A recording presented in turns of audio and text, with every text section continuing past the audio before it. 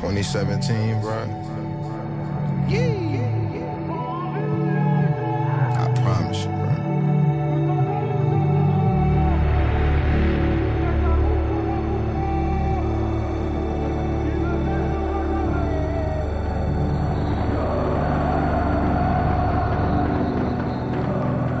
Samedi dernier, on vous a vu avec le CUP.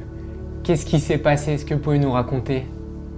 Je voulais d'abord aller les voir et les remercier pour ce qu'ils font pour nous tous les jours et leur donner un maillot. Et ensuite, il y a le chef des Ultras ou un des Ultras, il m'a envoyé le mégaphone et il m'a demandé de chanter et c'est ce que j'ai fait. Qu'est-ce que vous avez ressenti à ce moment-là? C'est pas habituel chez vous? Non, c'est pas habituel, je le fais vraiment pas souvent. Et là, je sais pas, j'ai voulu le faire et je l'ai fait. Beaucoup de fierté, de la joie et je pense que ça s'est ressenti. You know you've been phoning me. Bring your own spot +3.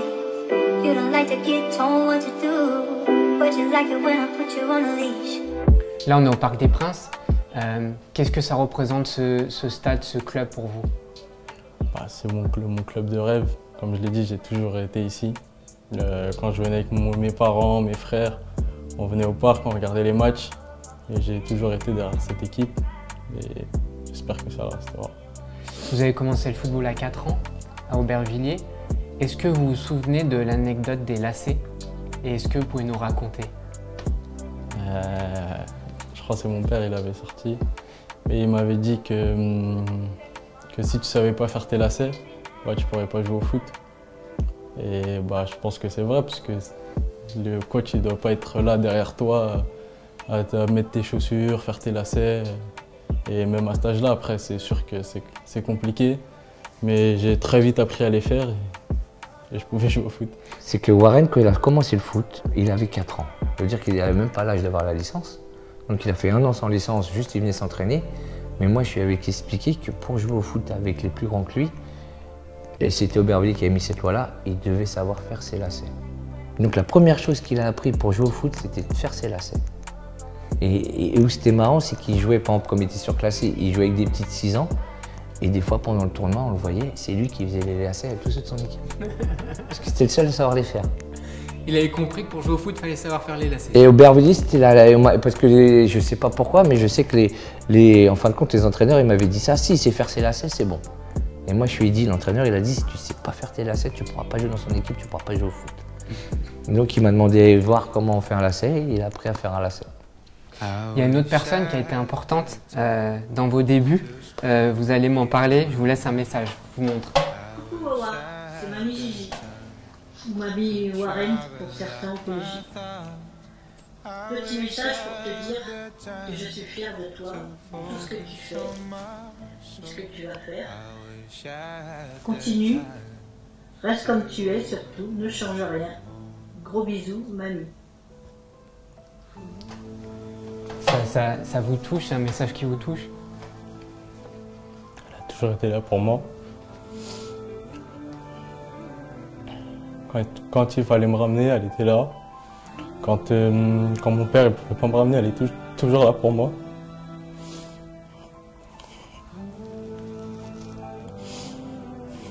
Qu'est-ce qu'elle représente pour vous? C'est ma grand-mère, elle est toujours là, elle fait tout pour moi. Même si des fois ça la dérange, elle fait. Elle est contente, elle vient me voir tous les jours elle m'appelle, m'envoie des messages. Et elle est toujours là dans la tribune. Et tout le monde la connaît ici, au PSG, tout le monde la connaît. Et ils me disent tous d'en prendre soin, parce que ce qu'elle fait pour moi, pour tout le monde, c'est juste incroyable.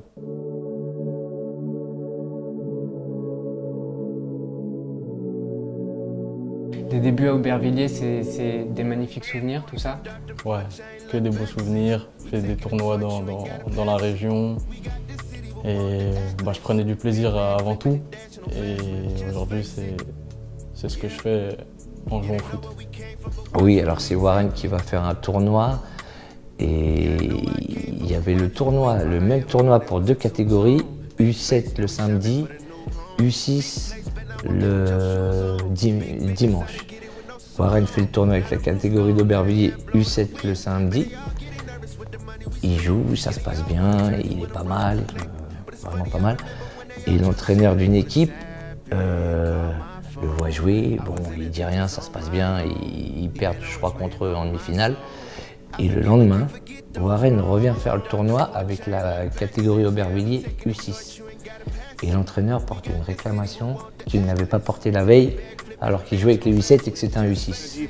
Il a dit non, non, ce joueur-là, il est plus âgé, il ne peut pas jouer. Comment ça? Je dis, les plus jeunes, vous avez vu tous les joueurs là, tous les 16 équipes là, c'est les plus jeunes. Il a 2 ans de moins. Il a fallu que je cours jusqu'à la maison, qui devait être 1 kilomètre, chercher la licence de Warren pour qu'il puisse jouer le match à temps. Et quand ils ont vu ça, les organisateurs, ils ont montré au coach, regarde, il a 2 ans de moins. Sinon, ils ne voulaient pas qu'il joue le match, il n'y avait pas de licence. Pourquoi? Parce qu'il pensait qu'il n'avait pas l'âge? Je pense, non, parce que surtout, il pensait qu'il n'avait pas gagné si Warren était sur le terrain. Après Aubervilliers, il y a les années au centre de formation du Paris Saint-Germain. Qu'est-ce que vous pouvez nous raconter là-dessus? Est-ce que c'est vos plus belles années? J'ai vécu que des belles choses avec mes partenaires. Aujourd'hui, je les vois encore, je en côtoie souvent. J'ai fait l'association, après la préformation et le centre de formation avec eux. On était toujours ensemble, même des fois en dehors du foot, on sortait ensemble, on s'amusait tous ensemble. Et aujourd'hui, c'est comme ma deuxième famille, c'est des frères pour moi. Et puis je lui ai posé la question quand il est rentré au centre. Je lui ai dit, Warren, t'es sûr de vouloir faire ça? Tu vas pas voir tes parents pendant toute la semaine et tout. Il m'a dit, oui, oui, mamie. Je suis sûre de ce que je veux faire. Il voulait être au PSG. C'est vraiment un homme, il a toujours aimé le Paris Saint-Germain. Ah oui, oui, oui, toujours. Il voulait pas aller ailleurs. Bah, le fait d'être rentré à la préfo à 12 ans, ça veut dire lâcher ses parents à 12 ans, que ce soit moi ou la maman, ça nous faisait un petit peu peur de laisser un petit comme ça déjà sans ses parents avec 1 an d'avance.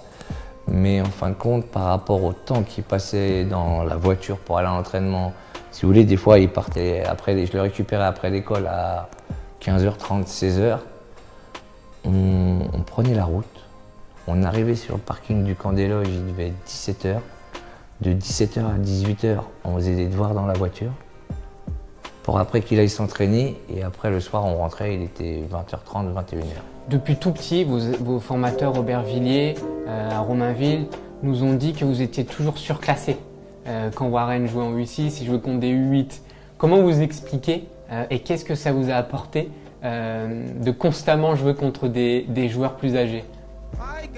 J'ai toujours joué comme ça, donc pour moi ça me change rien. Ça me rend mieux. Je suis plus facile avec les plus grands qu'avec les plus jeunes. Et ça m'apporte. Il faut toujours aller plus vite, voir plus vite, faire les choses plus rapidement. Et ça m'a apporté beaucoup. Et maintenant, il n'y a plus d'âge. Je peux jouer contre quelqu'un qui a 30 ans comme un qui a 18 ans. C'est une année particulière. C'est votre 2e saison professionnelle, mais aussi l'année où vous avez passé votre bac. Est-ce que vous pouvez nous raconter? J'étais en seconde STMG. J'ai eu le bac de français cette année. Ça s'est bien passé, j'ai eu des bonnes notes et cette année je suis en terminale. Quand je passe en terminale, et il y a le vrai bac à avoir. Ça va, vous arrivez à gérer entre le foot et les études? Ouais, je vais à l'entraînement le matin et ensuite l'après-midi j'ai les cours. Et des fois c'est un peu adapté parce qu'il y a les déplacements, les matchs. Et j'arrive bien à m'adapter et je fais au mieux que je peux. Entre une épreuve de mathématiques et un match de Ligue des Champions, comment ça se passe? Faut choisir? Le choix il est vite fait. Moi, il m'impressionne le plus, c'est au niveau de l'impact physique. Dans la compréhension du jeu, tu peux toujours avoir des joueurs qui sont un peu en avance. Pour avoir vu le match la dernière fois, la façon dont il peut récupérer les ballons dans les pieds des adversaires, les faire tomber d'ailleurs, même quand il ne veut pas. J'ai vu des joueurs essayer de le faire tomber au parc le week-end dernier, et ceux qui sont restés au sol. C'est juste exceptionnel. Je serais content qu'il soit français. Encore un. Il va falloir bien s'occuper de lui et qu'il grandisse naturellement et normalement, mais on verra. Qu'est-ce que ça vous fait quand vous entendez des grands joueurs, des ex-grands joueurs parler de vous comme ça? C'est toujours une fierté. J'étais très content de voir ce qu'il avait dit sur moi. Maintenant, il faut que je continue, comme il a dit. Il faut que je continue à progresser et continuer. C'est ce qu'il faut faire. Vous côtoyez des très grands joueurs. Lequel vous donne le plus de conseils s'il y en a un? En ce moment, il y a beaucoup Marquinhos qui est dans la ligne défensive, donc il est plus proche de moi et il est là pour me parler. Et il est toujours là pour moi, c'est un très bon capitaine et il le fait très bien. Qu'est-ce qu'il vous dit? C'est surtout dans le placement, quand j'ai le ballon, ce que je dois faire un petit peu, il m'indique. Il paraît que dans le groupe, on vous appelle le robot. Est-ce que vous pouvez nous expliquer pourquoi? C'est surtout Presco qui a commencé à m'appeler comme ça. Parce que je suis toujours en train de travailler, je fais toujours la même chose. Et j'arrive pas vraiment à me relâcher. Même quand je suis naturel, on dirait que je suis contracté. Et c'est quelque chose qui est en moi. C'est vrai que vos formateurs nous disaient aussi que vous êtes toujours en train de travailler, vous gainez, tout ça, c'est vrai? Oui, c'est vrai. Si tu travailles plus, je pense que tu as plus de chances de réussir. Donc c'est ce que j'ai appris et que je fais tous les jours. Parlez-nous de son hygiène de vie. C'est vrai qu'on dirait c'est un vétéran, il prend soin de son corps. Il prend soin de son corps et pour ça, je vous dis, il m'impressionne. On peut vouloir aller manger au McDo, si on lui dit on te ramène quoi de McDo, il va nous dire une salade. Vraiment, il est vraiment sérieux, il se couche, quand c'est qu'il a entraînement ou match, il se couche tôt. Il vit pour le foot. Il vit pour le foot et il sait où il veut aller, je pense, et c'est ça qui fait sa force. Quel est votre plus grand rêve ici? J'ai toujours habité à Paris, j'ai toujours vécu à Paris. Et quand j'allais voir les matchs, mon rêve c'était de jouer au Paris Saint-Germain et de faire toute ma carrière au Paris Saint-Germain et gagner tous les trophées possibles. Faire toute votre carrière ici, c'est une possibilité? Oui, pourquoi pas.